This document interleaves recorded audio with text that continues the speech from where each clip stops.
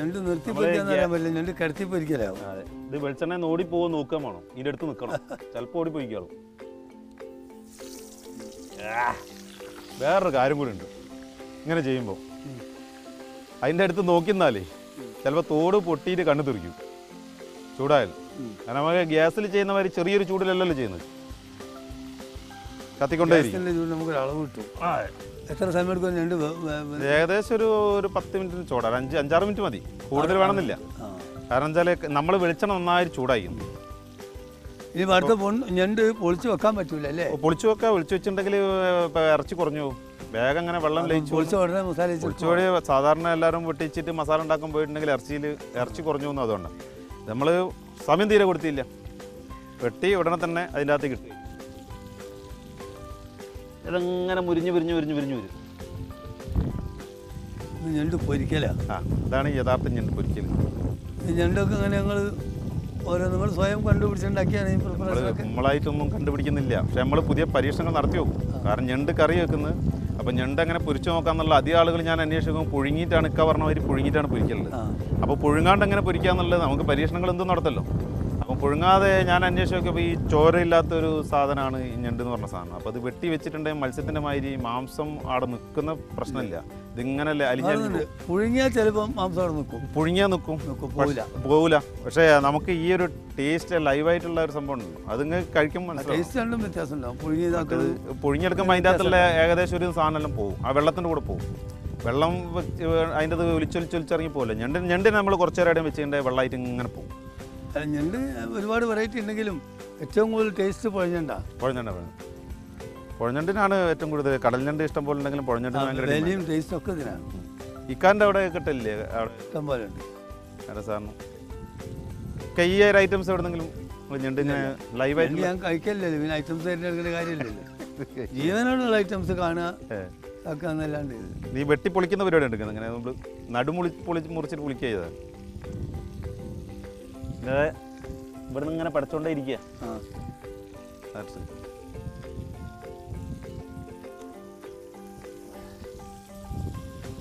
ഒന്ന് ഇതാക്കി കൊടുക്കട്ടെ, ഒന്ന് ചെറുങ്ങനെ അടിയെന്നാണ് ശരിക്കും. എന്തുകൊണ്ട് കളറുണ്ടോ? പൊരിഞ്ഞ. അങ്ങനെ നമ്മളെ മക്കാനി പരിപാടി വെറും പാചകം മാത്രമല്ല, നമ്മൾ ഓരോ ലൊക്കേഷനുകൾ കണ്ടെത്തി അവിടെ എത്തുക. അവിടുത്തെ ആ ലൊക്കേഷനിലെ പ്രകൃതി ഭംഗിയും ആ ചുറ്റുപാടും പരിസരം ആസ്വദിക്കലും അതോടൊപ്പം അവിടെ നിന്ന് കിട്ടുന്ന സാധനങ്ങൾ വെച്ചുണ്ടാക്കലും എല്ലാം കൂടിയാണ്. ഇത് വെറും ഒരു പാചകം മാത്രമല്ല.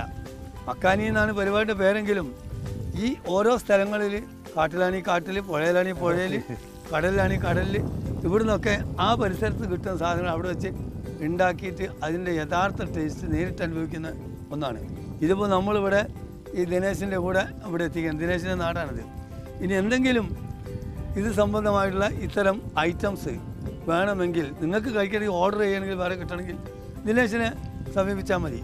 മീഡിയ വണ്ണായിട്ട് ബന്ധപ്പെടുകയാണെങ്കിൽ ദിനേശ് അവിടെ റെഡി ആയിരിക്കും, എന്ത് ഐറ്റംസും റെഡി ആയിരിക്കും. ഈ സ്ഥലം നമ്മളെ സുഹൃത്തിൻ്റെ ആണ്, ജാഫർ ഇക്ബാൽ എന്ന് പറഞ്ഞ അവരുടെ സ്ഥലമാണ്. ഇവിടെ ഇപ്പോൾ ഇതിൻ്റെ പണി തുടങ്ങി കഴിഞ്ഞാൽ ഇവിടെ ഇതേമാതിരി ഒരു റെസ്റ്റോറൻറ്റ്, ഈ സാധനങ്ങൾ ഇവിടുന്ന് ലൈവായിട്ട് കിട്ടുന്ന രീതിയിലുള്ള ഏർപ്പാടുണ്ട്. ഇതൊരു റിസോർട്ടാക്കാനുള്ള പരിപാടി. റിസോർട്ടാണ്. അപ്പോൾ ഇവിടുന്ന് ഈ പുഴയിൽ തന്നെ എടുത്തിട്ട് നേരിട്ട് ലൈവായിട്ട് ഉള്ള ഒരു റെസ്റ്റോറൻറ്റും കൂടി ഇവിടെ ഓപ്പണിംഗ് ഉണ്ടാവും. നമ്മൾ ഓരോ സ്ഥലത്ത് പോയി കഴിഞ്ഞാൽ കഴിയുന്ന നേരിട്ടുള്ള അതിന് വേറെ ഒന്നും. ഇനി കുറച്ച് കഴിയുമ്പോൾ നിയമം വരും, ഞണ്ടിനെ പിടിക്കാൻ പാടില്ല. ഓരോ സാധനം ജീവികളെ ഇതുവരെ ഇപ്പം മുയൽ പാടില്ല, കുറേ താറാവ് പാടില്ല എന്ന് വരും, ഞണ്ടിനെ പിടിക്കാൻ പാടില്ല. ഈ കക്ക വാരല് അവിടെ പൂക്കാട് ഭാഗത്ത് കക്ക വാരിയിട്ട് ഇതിൻ്റെ ഇറച്ചി റോട്ടിൽ കൊണ്ടുപോയി വിൽക്കുവര്. അത് പോലീസ് തടയുന്നുണ്ട്. അത്രയും വിൽക്കാൻ പാടില്ല, എടുക്കാൻ പാടില്ല എന്നാണ്. ഒന്നും ചെയ്യാൻ പറ്റില്ല. ആളെ തന്നേണ്ടി വരും. ഒരു വിലയില്ലാത്ത സാധനം നാഗാലാൻഡിലും പട്ടിയിറച്ചിയൊക്കെ വിൽക്കുന്ന അതങ്ങനെ ഒരു ശരിയല്ലാത്ത നിയമമാണെന്ന് തോന്നുന്നു അങ്ങോട്ട് കൊണ്ടുപോകണേ. അപ്പം ഞണ്ട് നമുക്ക് ഏകദേശം ഈ ഞണ്ട് ആയിട്ടുണ്ട്. ആയോ? ഈ ഞണ്ട് നമുക്ക് ഏകദേശം ആയി തുടങ്ങിയിട്ടുണ്ട്. നമ്മൾ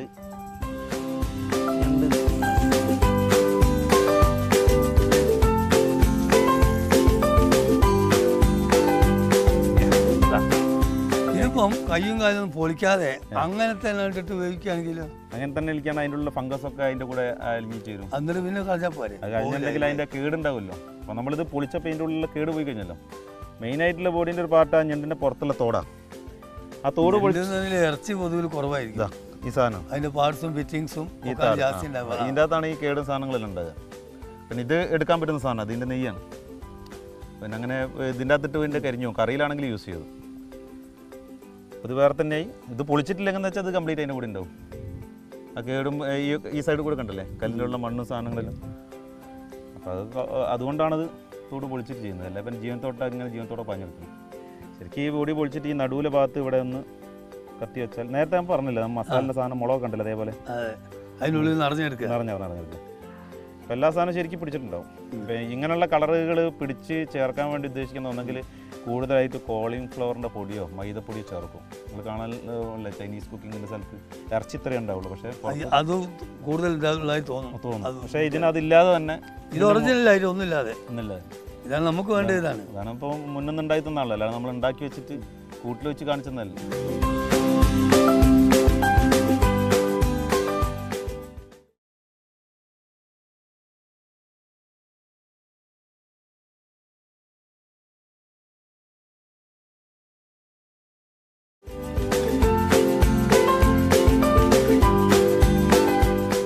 അടുത്തൊരു ഞണ്ടും കൂടി എടുക്കാം. അടുത്തൊരു ഞണ്ടും കൂടി റെഡി ആക്കണം.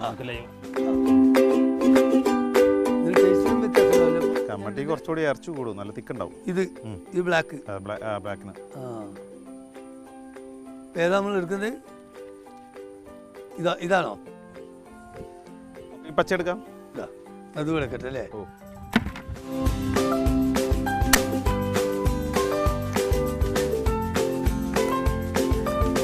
ഇതിങ്ങനെ പിടിച്ച് വെച്ചിട്ട് പിടുത്തം വിട്ടുവിട്ടാൽ ചിലപ്പോൾ ഇറക്കാലം കൊണ്ട് നമുക്ക് കിട്ടും.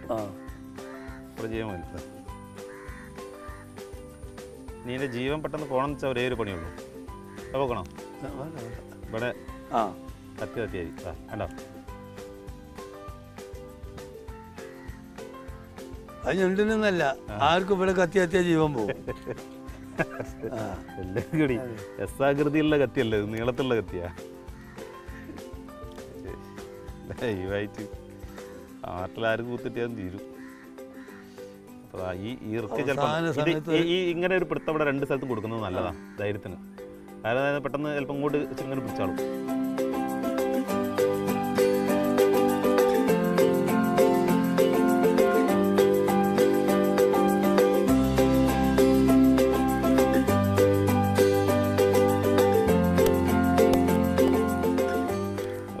ഓരോ കാലിങ്ങനെ കുത്തുമ്പോൾ ചിലത് ഫുള്ളായിട്ട് അതിനെ സ്വയം കഴിച്ചാളും. തീ പോയിട്ടോ കത്തിക്കാം.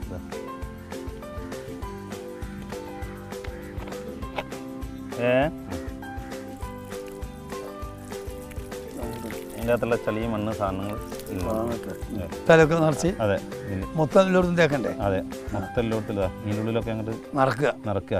കാരണം നമ്മൾ മസാലയിൽ ഇട്ട് വെക്കുന്നില്ലല്ലോ. കാരണം പിടിക്കാൻ കുറേ നേരം തേച്ച് വെച്ചാലാണല്ലോ പിടിക്കുക. ഇത് നമ്മൾ വെട്ടി അപ്പം തന്നെ ഇട്ട് പെട്ടെന്ന് തന്നെ ചെയ്യാം, റെഡിയാണ്. അപ്പോൾ അതുകൊണ്ടാണ് ശരിക്കും തിക്കാക്കുന്നത്.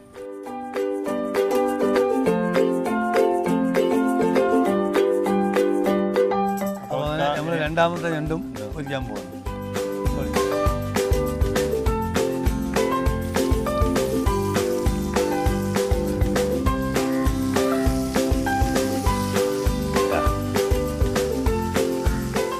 രണ്ടാളും ഇവിടെ വെയിറ്റിങ്ങിലുണ്ട്.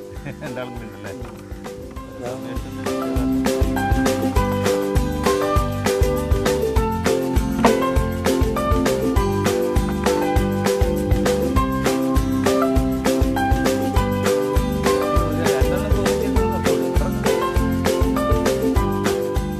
ഇതെന്തിലാണ് കഴിക്കുക നമ്മള്?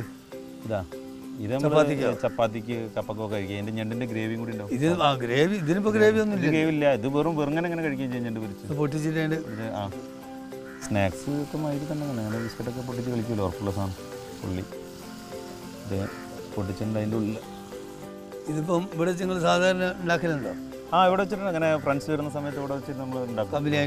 എല്ലാവരും വരുന്ന സമയത്ത് ഇതോ ഈ കെട്ടി ഉണ്ടാക്കിയ. അപ്പോൾ അത് പുറത്തേക്ക് നമുക്ക് ആ പുഴേൻ്റെ ഉള്ളിലേക്ക് പോയിട്ട് ഇരുന്നിട്ട് അവിടെ നിന്ന് കഴിക്കാം. അവിടെ നിന്ന് കഴിക്കും. അവിടെ നിന്ന് ഞണ്ടിനെ പിടിക്കാം. ഞണ്ടിനെ പിടിക്കും. ഞണ്ടിനെ പിടിക്കുന്ന ആളിന് അതൊരു ജെട്ടി പോലെ തോണിയിൽ കയറി പുറത്തേക്ക് പോവുകയും ചെയ്യാം. പുറത്തേക്ക് എങ്ങോട്ട് അവിടെ പോകാനുള്ളത്? പുഴയിൽ പോയാൽ നമുക്ക് കടലിൽ വരെ എത്താം. അതിൻ്റെ ഡ്രൈവർ അവിടെ ഉണ്ട്, കുരിശുമാമനോട് ഉണ്ട്. തോണിയിൽ കടലിലേക്ക് നേരെ പോയിട്ട് കോരപ്പുഴ വഴി കടലിലേക്കും പോവാം, പുഴയിലേക്കും പോവാം. ഇനി നേരെ കനോലി കനാലിൽ കൂടി കല്ലായി വരെ ആകും വേണേൽ പോവാം. നമ്മൾ ആലപ്പുഴക്കുള്ള മാതിരിയുള്ള ഈ ഹൗസ് ബോട്ട് ഉണ്ടോ? ഹൗസ് ബോട്ട് ഒന്നും ഇവിടെ അങ്ങോട്ട് സക്സസ് ആയിട്ട് വരുന്നില്ല. അവിടുത്തെ മാതിരിയുള്ള ഇവിടെ എലത്തൂർ ഇപ്പോൾ ഒരാൾ നടത്തുന്നുണ്ട്. ടൂറിസത്തിന്റെ ഒരു ഭാഗമായിട്ട് അവിടെയൊക്കെ പ്രധാനമായും കായൽ പ്രദേശങ്ങൾ ഹൗസ് ബോട്ടാണ് അവിടുത്തെ ഒരു ആകർഷണം.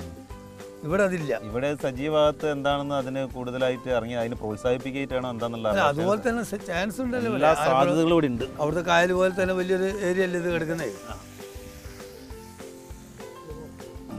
അവിടെ ഇഷ്ടം പോലെ ഉണ്ട്, എല്ലാ സിനിമാ നടന്മാർക്കും ഉണ്ട് ഹൗസ് ബോട്ടിൽ. ദിലീപിനുണ്ട്, ജയറാമിനുണ്ട്, ഫാസിൽ, എല്ലാവർക്കും ഉണ്ട്. പിന്നെ അവിടുത്തെ ടൂറിസ്റ്റുകൾ, അതിനായിട്ട് വരുന്ന ടൂറിസ്റ്റുകളാണ് അവിടെ ഉണ്ടെന്നുള്ള ഉറപ്പില്. ഇതൊന്നും കോഴിക്കോട് ഇങ്ങനെയുള്ള സ്ഥലങ്ങൾ അധികം അറിയില്ല. കോഴിക്കോട്ടുള്ള ആളുകൾക്ക് ഇതൊക്കെ ഏകദേശം അറിയാം. കോഴിക്കോട് ശരിക്കും ടൂറിസത്തിൽ നോക്കുകയാണെങ്കിൽ വളരെ കുറവ്. വയനാട്ടിലാണ് പിന്നെ കുറച്ചുകൂടി ഉള്ളത്. അത് മറ്റേ ടൂറിസ്റ്റാണ്, എക്കോ ടൂറിസം എന്നാണ്. കാട് തീരങ്ങൾ ഉപയോഗപ്പെടുത്തി വാട്ടർ.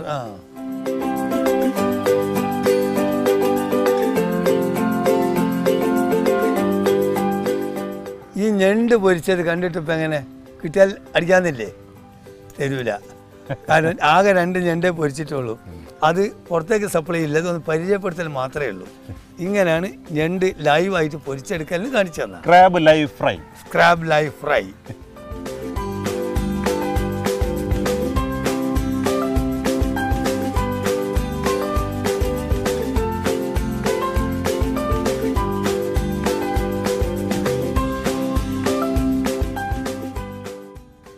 ടേസ്റ്റ് നോക്കാം അല്ലേ?